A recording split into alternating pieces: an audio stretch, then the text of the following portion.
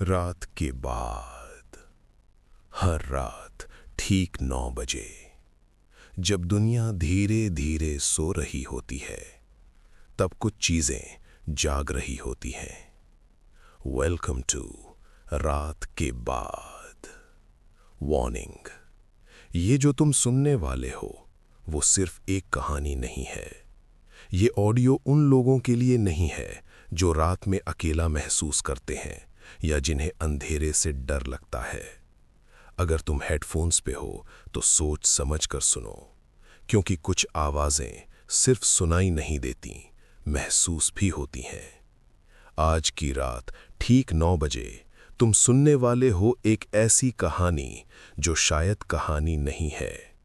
अगर तुम अकेले हो तो दरवाज़ा चेक कर लो, और अगर हेडफोन्स पे हो तो एक बार पीछे देख लो, क्योंकि रात के बाद कहानी सुनने वाला अकेला नहीं होता। रात के करीब 11:30 बज रहे थे। दिल्ली का द्वारका सेक्टर 23 एक नॉर्मल सी सोसाइटी। दिन में सब कुछ नॉर्मल होता था, बच्चे खेलते हुए, लोग ऑफिस जाते हुए। पर रात को फ्लैट नंबर 302 बिल्कुल अलग हो जाता था। ये कहानी है 3 दोस्तों की, अमन, करण और ऋषभ।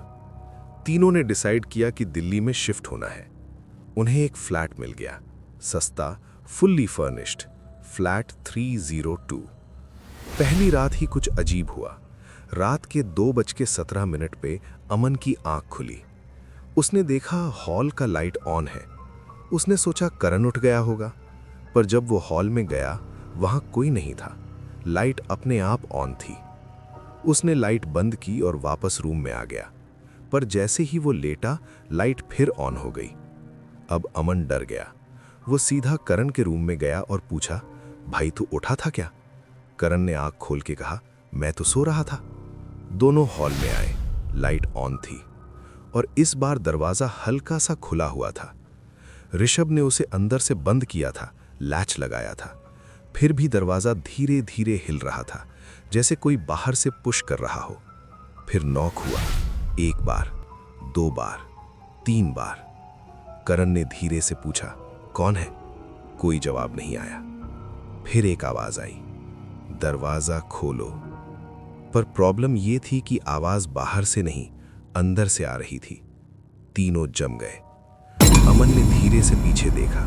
किचन का डोर हल्का सा ओपन था और अंदर कोई खड़ा था, सिर्फ एक शैडो, फेस दिख नहीं रहा था। अमन ने आंख झपकी और किचन खाली था। अगली सुबह तीनों ने डिसाइड किया कि यह सब इमेजिनेशन है, पर दूसरी रात सब कुछ और ज्यादा खराब हो गया। रात के 3 बजे ऋषभ की आंख खुली। उसने फील किया कोई उसके बेड के पास खड़ा है। उसने आंख खोली और देखा एक औरत सफेद कपड़ों में, सिर झुका हुआ, बाल चेहरे पे। वो धीरे धीरे उसके पास झुक रही थी। ऋषभ चिल्लाना चाहता था पर आवाज नहीं निकली। और तब वो औरत उसके कान के पास आई और धीरे से बोली, तुम 3 नहीं हो। सुबह ऋषभ ने सब बताया, पर अमन और करण हंस दिए। तब अमन ने कहा, कल रात मुझे भी किसी ने कहा था दरवाजा खोलो। और करण ने धीरे से कहा, कल रात मैंने किचन में किसी को देखा था। तीनों चुप हो गए। अब उन्हें समझ आ गया कि ये इमेजिनेशन नहीं है। उस दिन उन्होंने गार्ड से पूछा फ्लैट 302 के बारे में। गार्ड ने धीरे से बताया कि वहां पहले एक फैमिली रहती थी। एक रात उनकी बेटी ने अंदर से दरवाजा बंद करके खुद को खत्म कर लिया। तब से रात को दरवाजा खुलता है। तीनों ने उसी दिन फ्लैट छोड़ दिया। पर कहानी यहीं खत्म नहीं होती। 2 दिन बाद अमन अपने नए घर में था। रात के 2:17 पे उसका फोन वाइब्रेट हुआ। Unknown number. उसने कॉल उठाया, कोई नहीं बोला। फिर वही आवाज आई, दरवाजा खोलो। अमन ने तुरंत कॉल कट किया, पर उसने धीरे से देखा, उसके रूम का दरवाजा अंदर से खुल रहा था। और आज तक रात के 2:17 पे कभी कभी उसके फोन पे एक कॉल आता है।